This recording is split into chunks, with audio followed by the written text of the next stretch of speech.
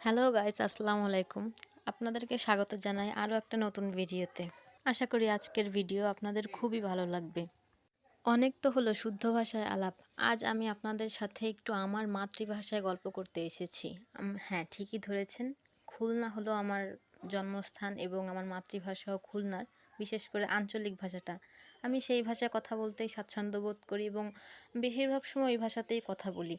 তো আমি চাচ্ছি আপনাদের সাথেও সেভাবে কমফোর্টেবল হতে। আশা করি আপনাদেরও খুব ভালো লাগবে। তো চইলে আইছি আজকে আপনাদের সাথে শেয়ার করতে পেশোয়ারি বিফ রান্না করা। পাকিস্তান আমলে অনেক কিছুই আমাদের দেশে ছিল, সেইগুলো যুদ্ধের পরে পাকিস্তানিরা নিয়ে চলে গেছে। আর আমাদের দেশে কি থুয়ে গেছে বলেন তো? থুয়ে গেছে কিরিমাফা, তারপরে হিরো আলম, আরও বিভিন্ন রকম লোকজনকে মতন এই সমস্ত জিনিসপত্র। আর নিয়ে গেছে কি কন্দি, নিয়ে গেছে হচ্ছে হানিয়া আমির, জায়ান মালিক, এই সমস্ত। এখন আফসোস করি কেন যে যুদ্ধটা হইলো আর কেন যে এগুলো আমরা হারালাম।